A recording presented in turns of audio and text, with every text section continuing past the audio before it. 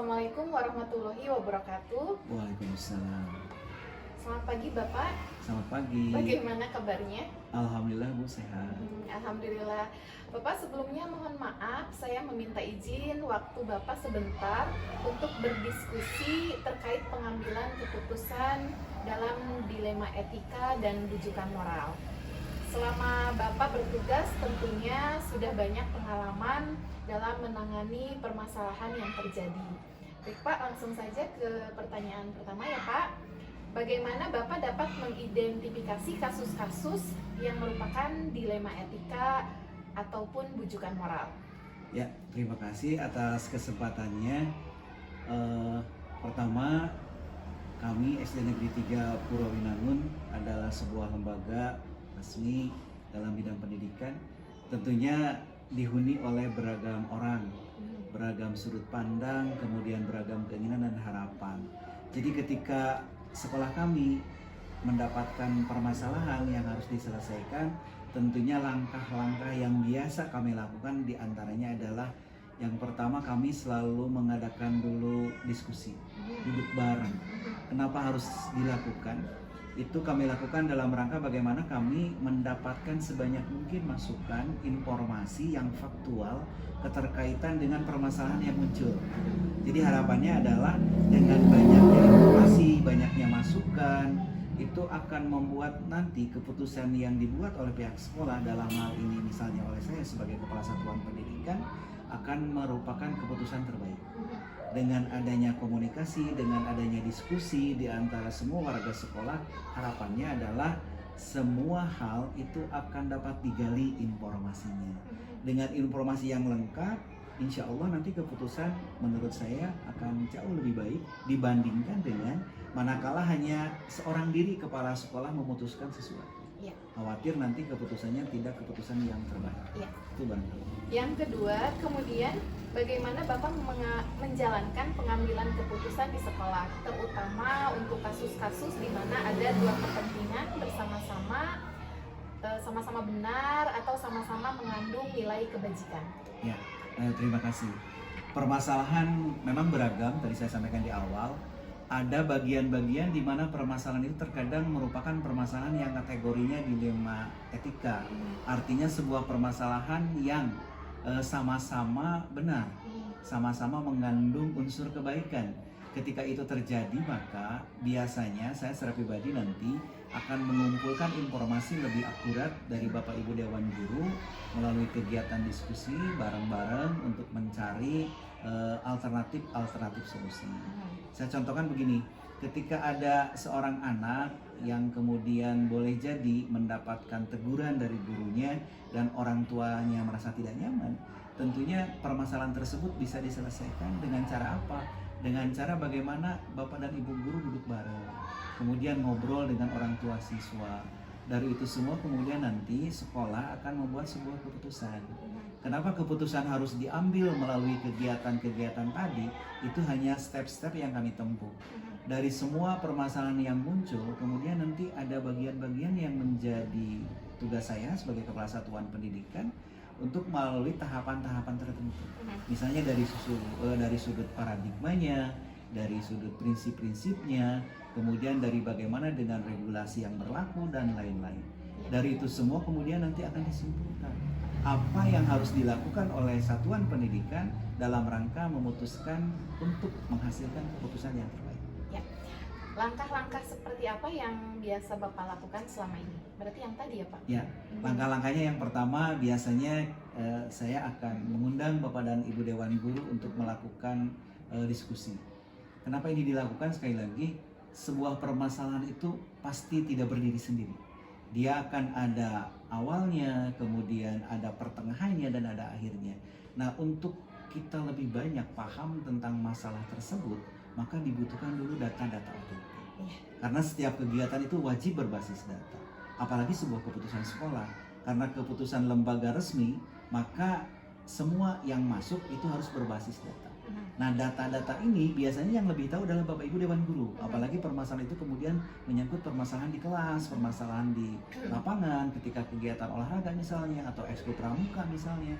Nah, maka permasalahan itu yang lebih tahu biasanya Bapak Ibu Dewan Guru. Nah, ketika itu terjadi, maka tugas saya adalah bagaimana kami duduk bareng untuk mencarikan berbagai alternatif solusi. Tapi pada akhirnya akan tetap kepala satuan pendidikan yang akan memutuskan Ya. dengan beragam masukan dari Bapak dan Ibu Dewan. Seperti itu tahapan-tahapannya. Hal-hal apa saja yang selama ini Bapak anggap efektif dalam pengambilan keputusan pada kasus-kasus dilema etika? Ya. Yang efektif menurut saya adalah bagaimana step-stepnya itu dilalui. Jadi setiap permasalahan itu akan bisa diselesaikan dengan keputusan terbaik manakala melalui step-step tadi. Step-step tadi diantaranya langkah-langkahnya adalah bagaimana kita ngobrol, duduk bareng, menyamakan persepsi, menggali informasi sebanyak mungkin dengan berbasis data.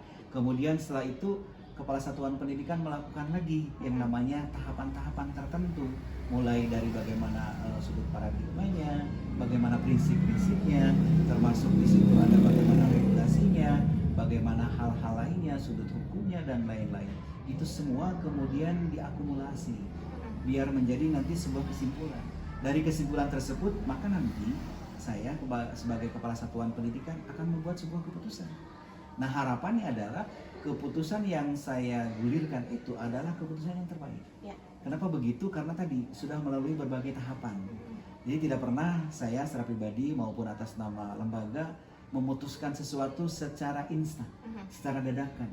Karena khawatir nanti keputusannya tidak yang terbaik. Kemudian malah keputusan itu akan menjadikan masalah baru di kemudian hari.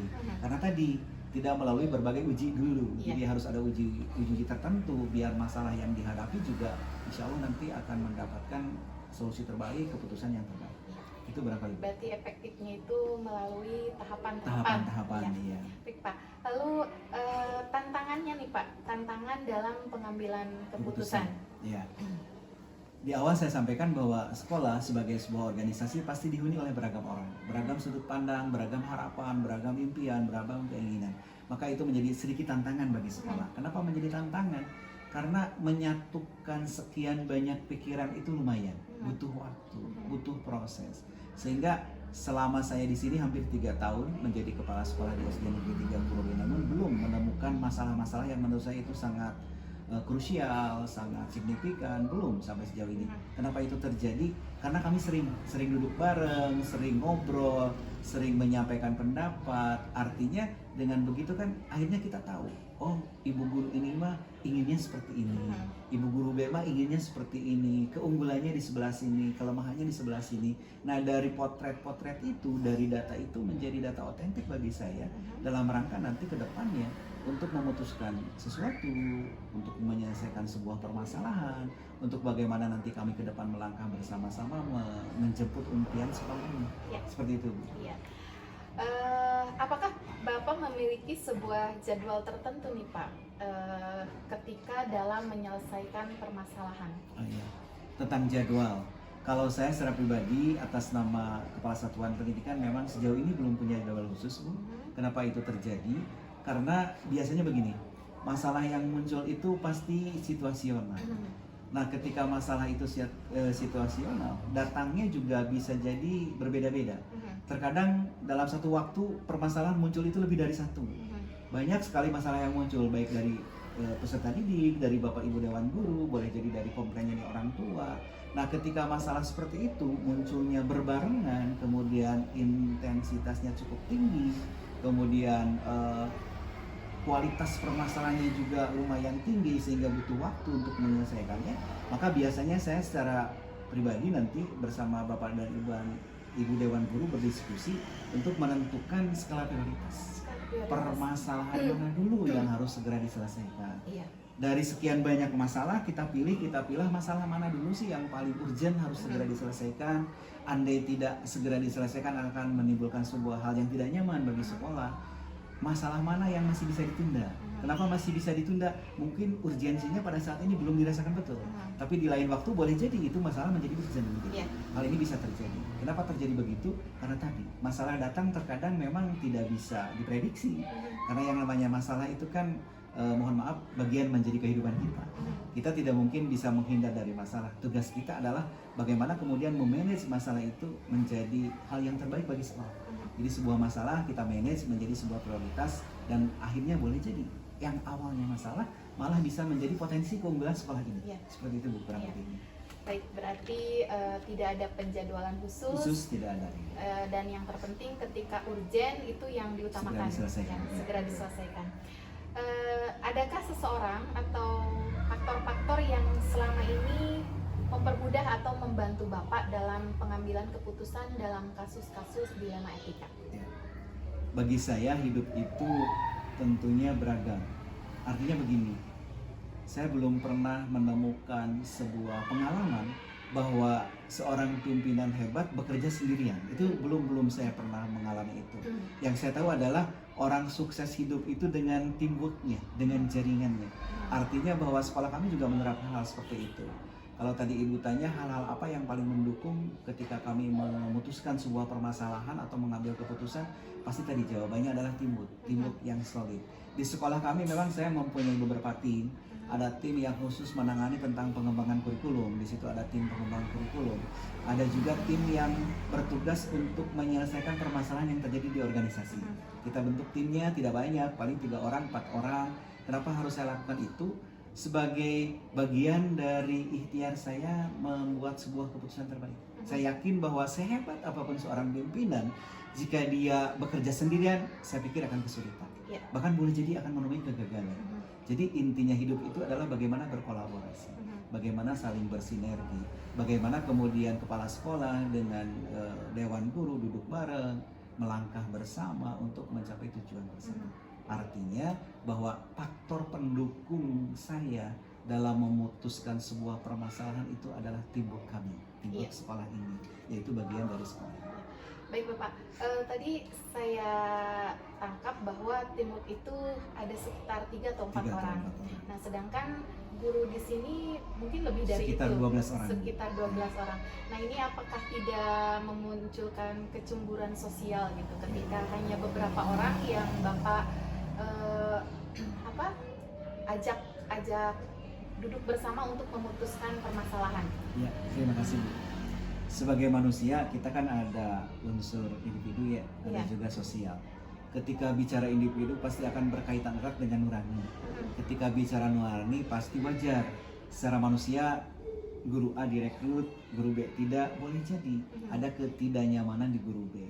Maka untuk menghindari hal itu kami biasanya diawali dulu dengan briefing secara umum.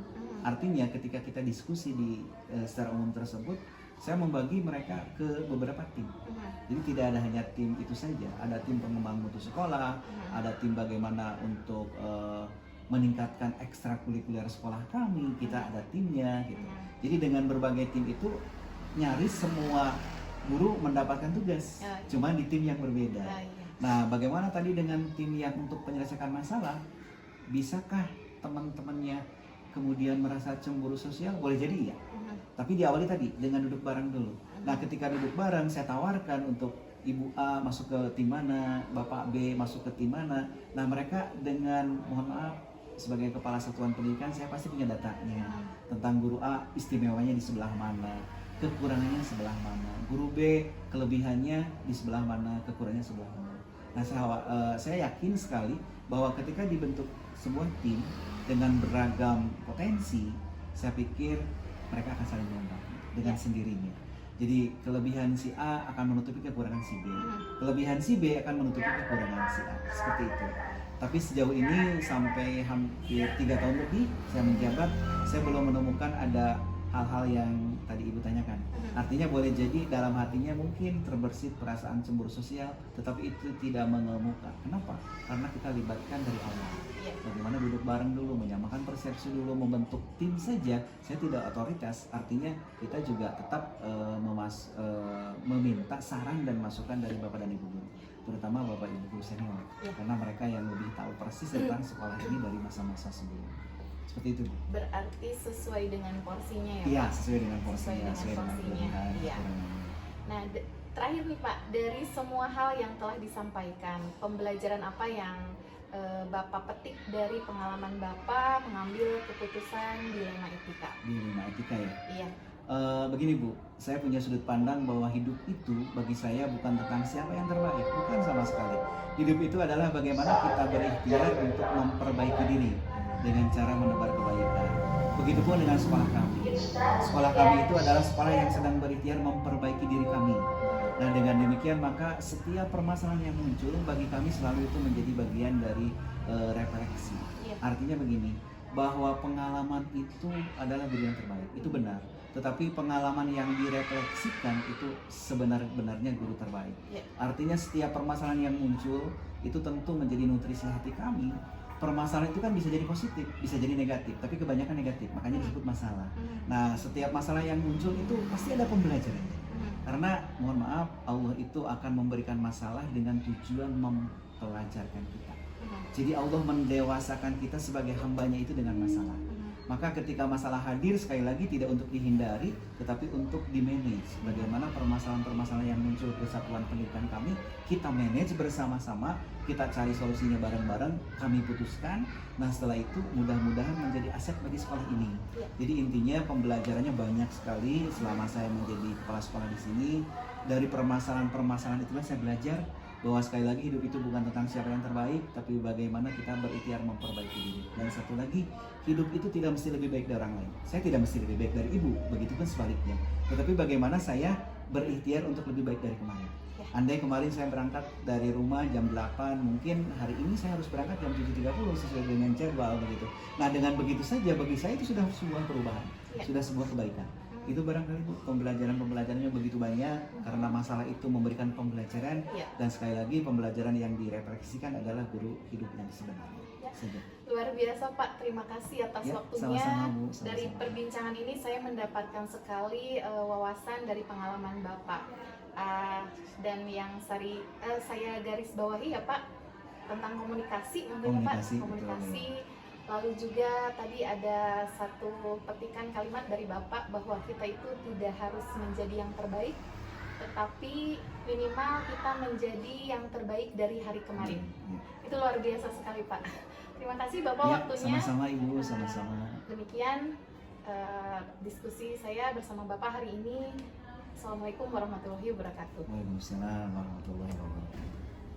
Bismillahirrahmanirrahim. Assalamualaikum warahmatullahi wabarakatuh. Waalaikumsalam warahmatullahi wabarakatuh. Selamat pagi Ibu. Selamat pagi. Bagaimana kabarnya hari ini? Alhamdulillah baik.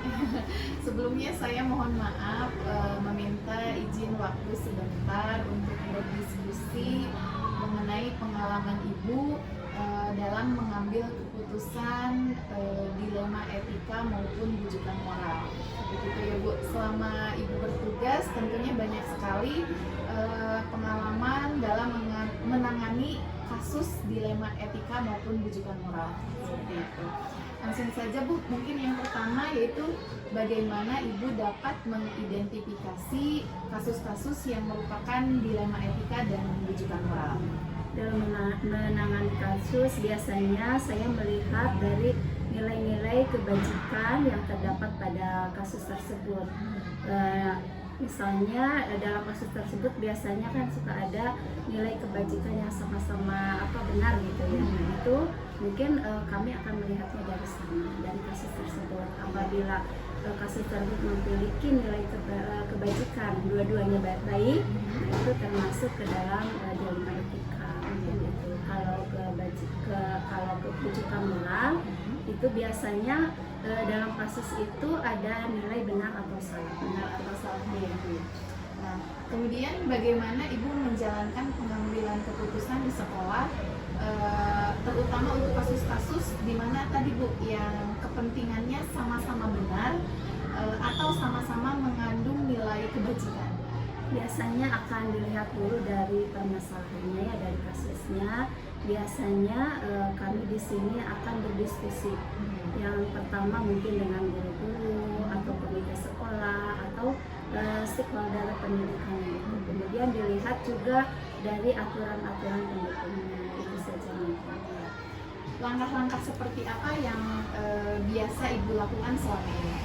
Biasanya mengidentifikasi masalah tersebut dulu, diidentifikasi, kemudian dianalisis apa penyebab masalah tersebut, kemudian dicari solusi untuk pemecahan masalahnya, dan tidak lupa juga berkoordinasi dengan rekan guru, kemudian kepala sekolah yang lain atau yang bisa senior lah begitu. Kemudian ada organisasi profesi, ya kemudian barulah setelah itu dicari misalnya fakta-faktanya, kemudian barulah ada masukan-masukan dari pihak lain, baru diambil keputusan.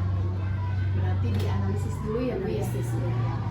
Lalu hal apa saja yang selama ini Ibu anggap efektif dalam pengambilan keputusan pada kasus-kasus tersebut? Biasanya melihat dulu nilai-nilai kebajikan dalam kasus tersebut, nilai kebenarannya.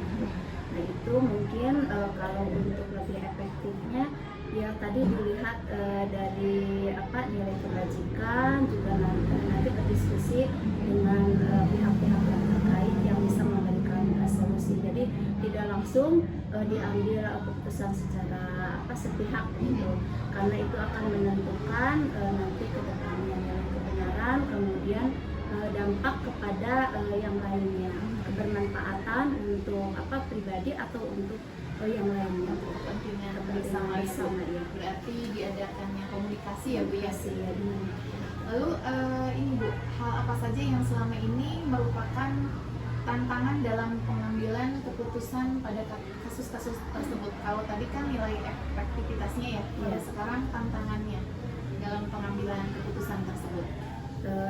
Dan secara umum ya biasanya kalau dalam pengambilan keputusan itu ada jadi perasaan, rasa kasihan, dilema itu kan ya, dilema antara nilai kebenaran dengan rasa kasihan itu kan biasanya. Jadi ada dari hati nurani itu ada rasa kasihan. Nah itu yang menjadi kendala biasanya kalau kita harus mengambil suatu keputusan, tapi di samping itu juga ada rasa kasihan gitu, misalnya dalam mengambil keputusan itu. Nah itu yang menjadi kendala itu. Kendalanya ya Bu ya, rasa itu, rasa kasihan terhadap yang mau diputuskan tersebut. Iya, yang seseorangnya begitu kan seseorangnya ya. gitu ya. Nah, apakah Ibu memiliki sebuah jadwal tertentu dalam sebuah penyelesaian masalah? Misal dijadwalkan ini untuk masalah ini jadwalnya sekarang. Jadi ada jadwal tidak dalam pengambilan keputusan tersebut? Atau langsung menyelesaikan di tempat gitu? Kalau secara kalau jadwal itu tidak dijadwalkan, karena kadang-kadang masalah itu kan tiba-tiba ya, timbulnya tiba-tiba. Jadi kita lihat dulu masalah apa yang kita hadapi. Kalau masalahnya memang urgent ya, sangat penting, maka itu akan segera dilakukan keputusan begitu. Tapi kalau memang misalnya masalahnya tidak terlalu tidak terlalu harus segera diselesaikan, nah kita lihat dulu kedalaman masalahnya bagaimana. Jadi kalau misalnya masalahnya rumit, maka itu akan dijadwalkan, karena harus mungkin membawa pihak lain untuk dalam keputusannya, pengambilan keputusannya. Berarti situasional ya, situasi dan kondisinya ya, tergantung kepada masalahnya. Nah, adakah seseorang atau faktor-faktor yang selama ini mempermudah Ibu untuk mengambil keputusan gitu dalam pengambilan keputusan pada kasus-kasus dilema etika tersebut? Ada ya, jadi ada bantuan juga dari pihak-pihak yang lainnya, juga kita berpegang pada aturan pemerintah, juga aturan sekolah ya. Kalau seseorangnya itu pasti misalnya di sekolah itu ada guru senior, kemudian ada komite sekolah. Kalau dari pihak-pihak luarnya mungkin kita berkomunikasi dengan dinas pendidikan atau dengan stakeholder pendidikan yang lainnya. Berarti tetap duduk bersama ya bersama. Nah, yang terakhir nih Bu, dari semua hal yang disampaikan barusan oleh Ibu, pembelajaran apa yang dapat Ibu petik dari pengalaman Ibu selama mengambil keputusan tentang dilema etika maupun rujukan moral?